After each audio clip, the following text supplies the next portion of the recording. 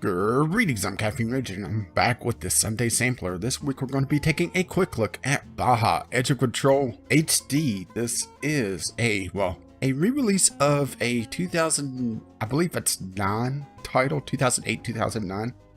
Originally exclusive to the PlayStation 3 and the Xbox 360. Yes, back in those days.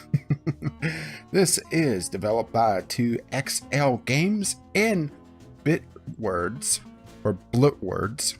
There is an L in there that makes it not Bitwords. And published by THQ Nordic. And as per usual for the Sunday sampler, this is a review copy. So, Baja Edge of Control, and boy, that is a very apt name for that game. Oh, this is going to be an interesting one, and probably the most I've actually put gameplay wise into a Sunday sampler, just because this game has a lot of race modes and a lot of modes that require a lot of time. So let's just dive right into things. Before I really get started though, this game does require a lot of information that it doesn't really give all that well, because this is from the era where in-game tutorials were just starting to take over, and there are in-game videos that give you basic layouts of the various game modes, but there's a lot of info that just I had to go digging for, and thankfully I found the Xbox 360 manual for this. So if you get this game, strongly suggest checking that out. Granted, it does require a little bit of translation because Xbox 360 stuff doesn't correlate one-to-one to this. So let's go right into the options real quick before we really dive into things.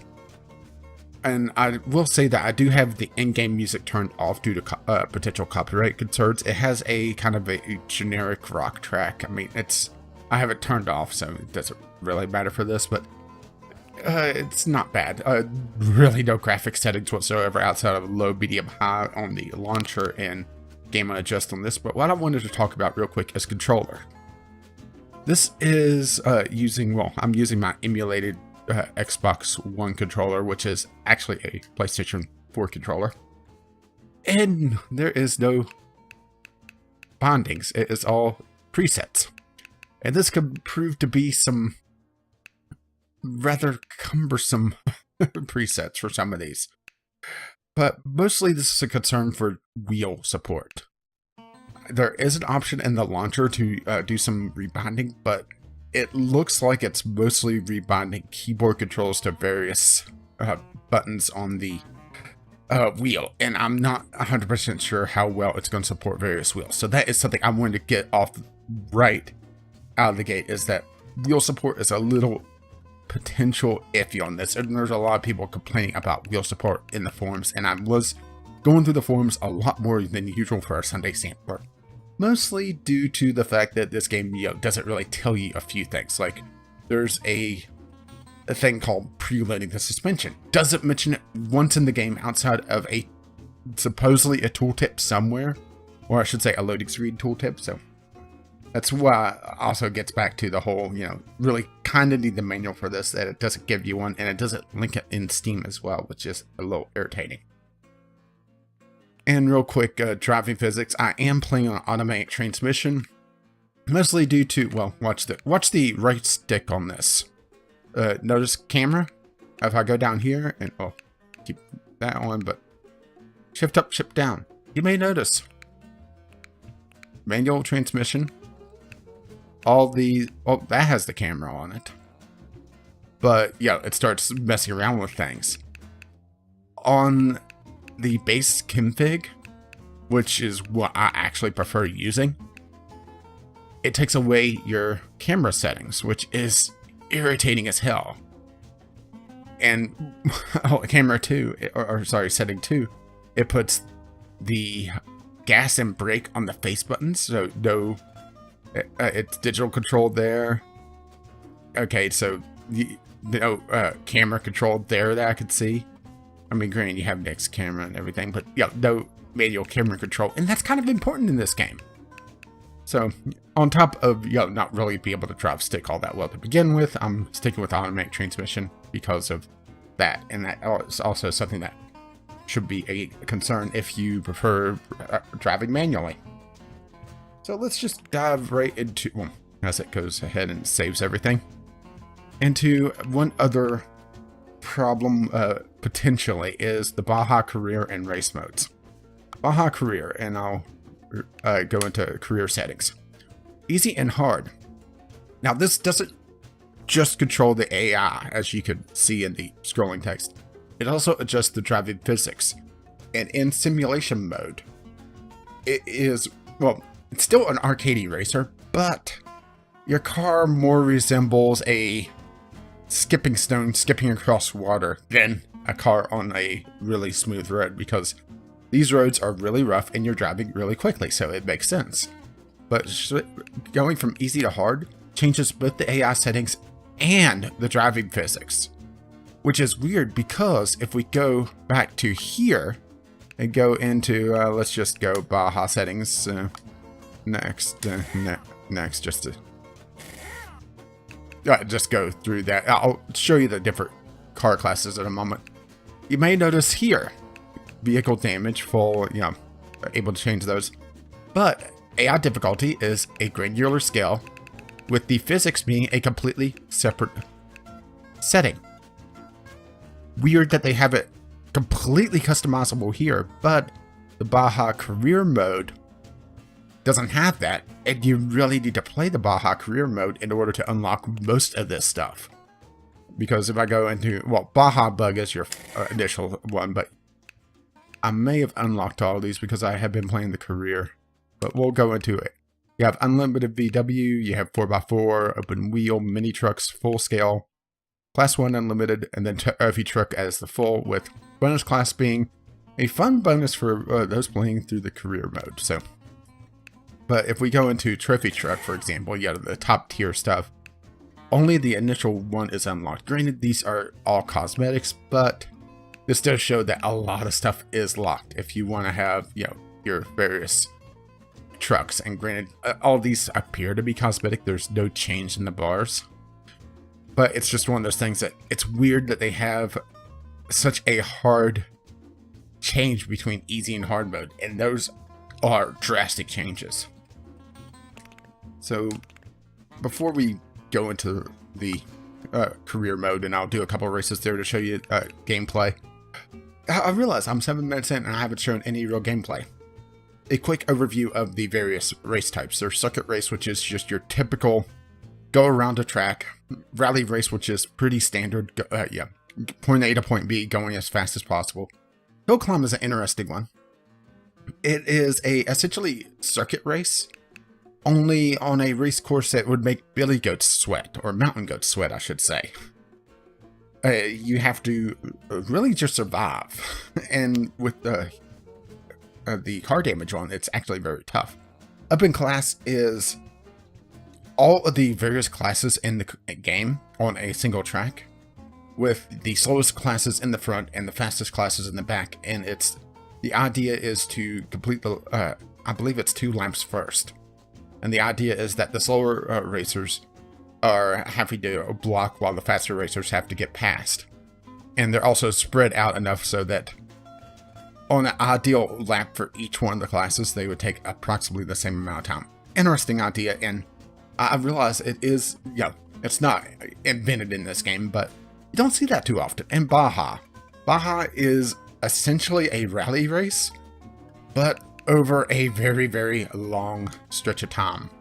The shortest one is an hour, with some of these going up to 3 hours. Granted, these are broken into chunks and there's only 5 of them, but it does require a fair amount of time.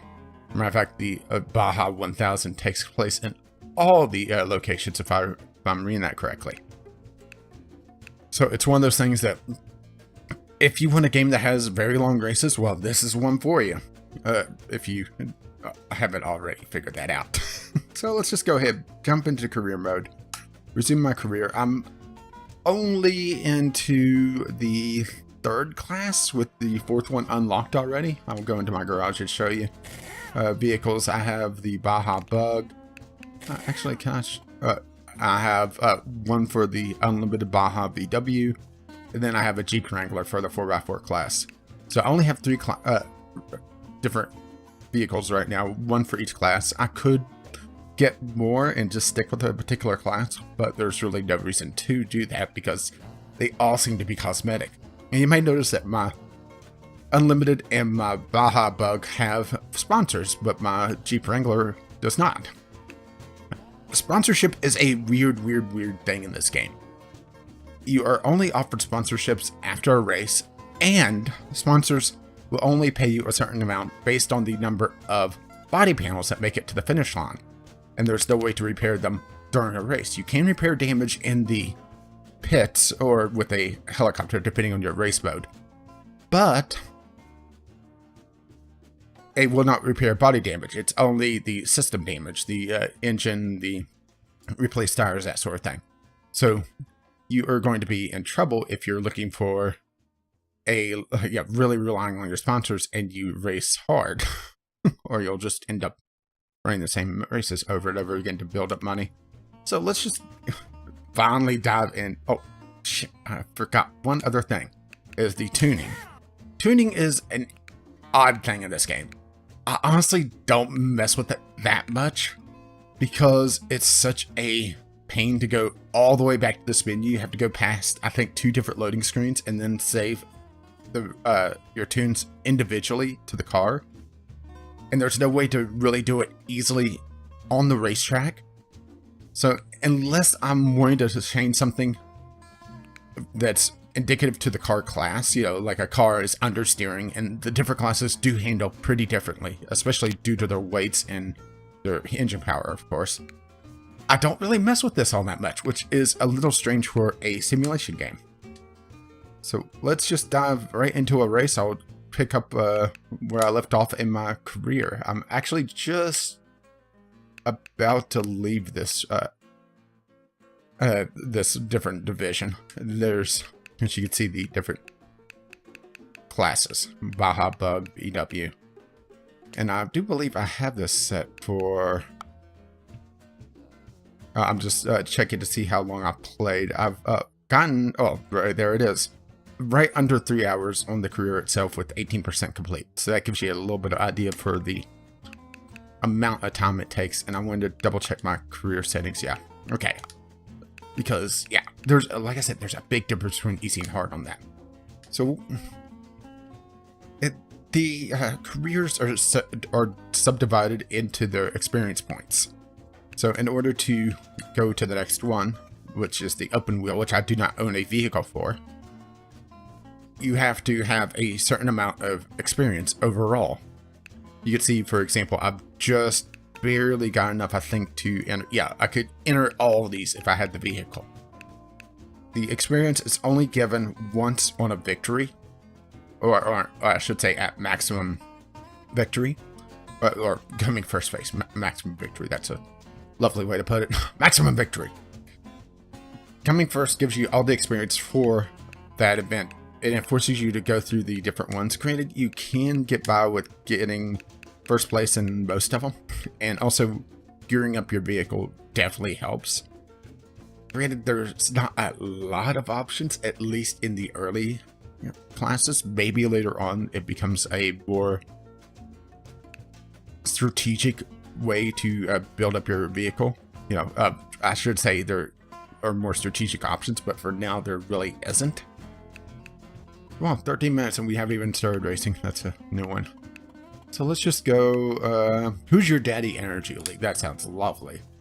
5 races, sir. And here we are. And like I said, there's no way until you're actually on the racetrack to see, if your car is going to need any tuning. So let's just go next race. And really start talking about graphics at the 14-minute mark. Oh, I'm sorry this is so long-winded this time around, as I'm just chatting away during the loading screen. So graphics, it definitely doesn't feel like a 2017 game. You can definitely tell it's a remaster of an older game, especially with how the game handles in general. But there's a lot of detail pop in this game, as I am going to try to not make a complete ass of myself in this. It is very tough to talk in play, I might add. More so whatever you're not amazing at racing games. But there's a lot of detail pop in that is distracting. And really, it's a little shocking that it's there, as I just pass that guy and take over the lead. You tell that easy mode is pretty easy, but the hard mode, I would just make a complete fool of myself. And there's the pits right there. But let's just see if this track really has it, where you could see, right there, if you go back, the shadows on the cars have pop in, and the details on the trees have some major pop in on this race course. It's nothing game breaking, it's nothing terrible, but it is so distracting. Oh, and let's talk about the AI, since they decided to butt in. The AI cars, it comes back to the whole, this game feels like nearly a decade old game, in that the AI cars are rather glued to the track as well. I've taken a real beating on this car, or Jeep, or whatever. I could stop in the pits, but I'll just turn on my warning gauges. Yeah, I'm not 100% sure what oil indicates, if it's just engine damage, if I'm revving too much on the automatic engine or automatic transmission, or what. But the AI, getting back to my initial point, loves to take a line and stick with it. And the thing is that this game, your car feels very slippery. It feels like you're driving on a dirt road for the most part. But it feels like the AI cars, as I'm pulling away, they all feel like they are magnetized to the track. To the point that ramming them feels almost like hitting well, I shouldn't say hitting a solid object, because they are solid objects, but a solid object that is just glued to the floor, or glued to the track, as I win rather handily there. Granted, my fastest lap isn't that much faster than the AIs, it's just I was able to perform, well, routinely better. So we'll just save that and go to the next race. Oh, I get a sponsorship. No, that's an invitational, sorry. I was a little excited there. But because the AIs are all stuck to the track, it makes some of the strategic, blocking and trying to possibly screw up the other racers a lot less inviting in this. Which is very irritating, because, rubbing is racing. Or racing is rubbing. One of the two. But another thing, I'll see if I could show it off here. Well, for one is, in a modern racer, that would have been, me just dry humping this guy in the red.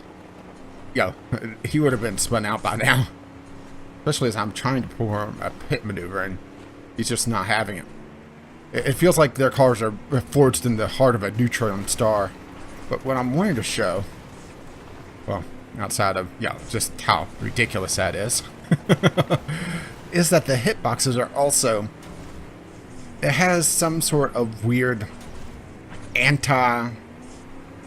getting stuck mechanic.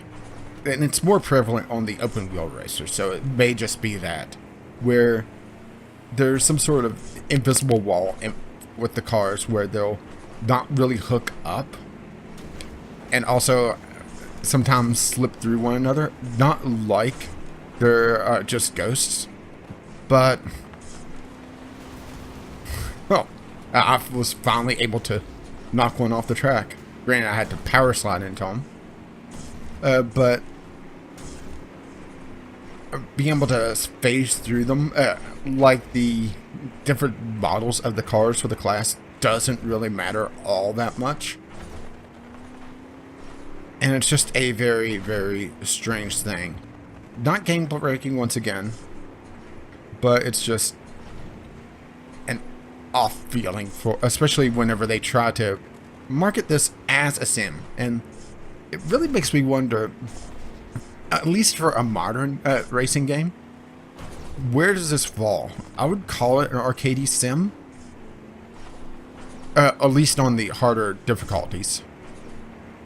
But for overall, especially on these settings, it's definitely arcade racer, and I wouldn't call it a full sim anyway, mostly because, well, for one, things like pit stops are instantaneous for the most part. I mean, it's stop in 2 seconds, 3 seconds. If this was an F1 game, so a 3-second pit stop is rather abnormal, as my oil is just nearly gone. Really not sure what is causing that. And the thing is that this game doesn't have anything in the way of documentation to tell me what is going on, if I'm just being too hard on the engine or what. And that is an irritation. As a matter of fact, my oil pressure is pretty much gone, and I have one more lap remaining, so it's more just holding off at this point. Granted, water is my temperature, and if my radiator is damaged, then it makes sense. That is strange. Granted, this car isn't upgraded, so maybe it's just that is one of those things that upgrading definitely helps. I'm not sure about that. And like I said at the very start of this game expects you to have the manual, as my power is just gone at this point. Come on. Yeah, mule, yeah. Oh. I guess we'll stop at the pits and to get a little bit more power for the end of the race. Probably should have stopped at the previous attempt, or previous pass by, but oh well. Come on. Good enough. But you can see, damage gets repaired very quickly. Definitely wouldn't call that sim.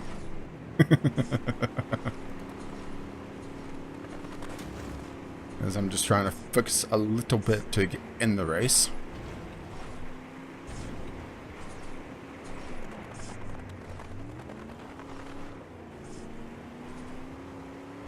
Oh, so that's how you're supposed to take that corner. Huh. I'll just power slide it.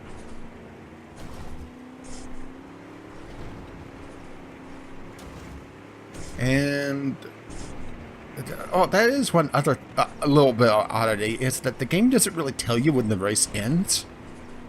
It doesn't show like the start finish line on the map like most racers do. In rally mode, it doesn't even say how much of a percentage of the stage that you've beaten. That's something that I just actually thought of recently, is that, or as I raced, is that I had no idea where the start finish line was on that map. So it's one of those things that, it's just an odd dated design. Oh, look, okay, there's the sponsorship. Now, granted, I have no sponsors right now, so I'd be a fool not to take this. So I'll take it. And that should make it so that my,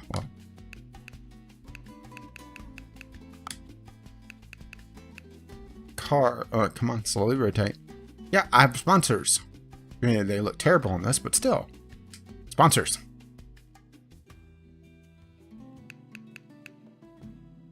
But, it's one of those, it's a game that definitely requires some practice, particularly for the harder difficulties, the harder physics setting, the harder AI, because there's no real bumping and trying to slow the AI. It's the AI decides, I'm driving this line, get the hell out of my way, and there's really nothing you could really do about it unless you just power slide into him. And even then, power sliding to that guy, he didn't go flying. He just I think it was just because he was kind of in the air at the time, to be perfectly honest.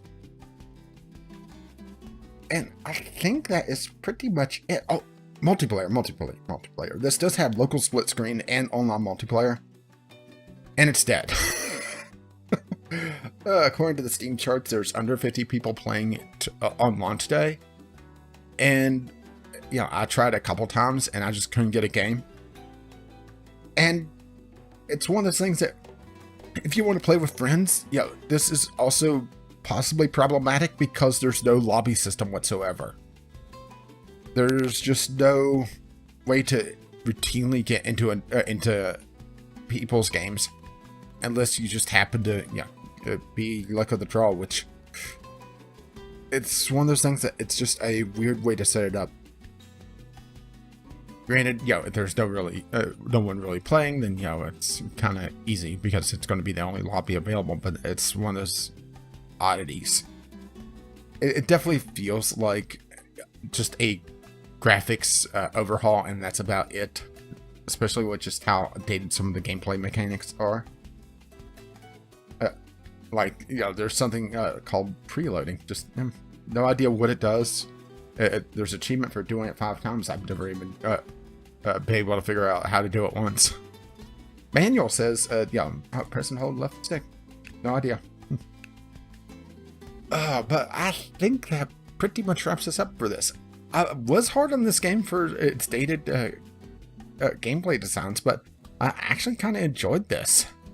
But then again, I grew up watching off-road racing, and I do prefer off-road racing to street racing, so it's one of those things that if you are interested in this type of racing, there's not a lot of options to be able to race this type of racing.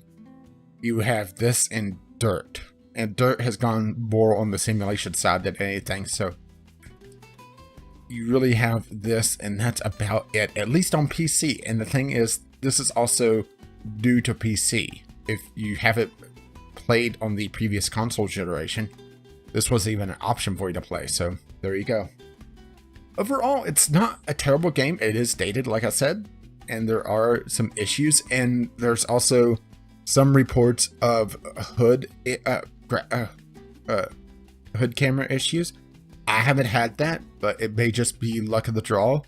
There's also been reports on the forums of just the game not working correctly, so it's definitely a candidate for tried and possibly Steam refunded if it's not operational for you. I hate to say that, but yeah. And it's not abuse of the Steam refund system if you try it and find that the camera's not working correctly. But it may just be, I'm on an AMD system and it's just luck of the draw, or just some sort of weird thing. I have no idea. But I do think that wraps us up for the Sunday Sampler this time around, as I kind of ramble for a half an hour. Oh, and I didn't say the price of this. This is a $30 game. It has a launch sale of 20% off, bringing it down to $23.99 until the 21st of the month, a few days after this video comes out. So, that wraps us up for the day. As always, constructive feedback is greatly appreciated, either in the comments below, or if you don't really have anything to say but want to let me know that you've enjoyed or hated this, hit the appropriate buttons. And subscribe if you wish to see more of my content. The next Sunday Sampler, the podcast I'm on, or anything else that may appear on this channel. As always, thank you for watching, and I'll be back for something next week. But until then, I'll see ya.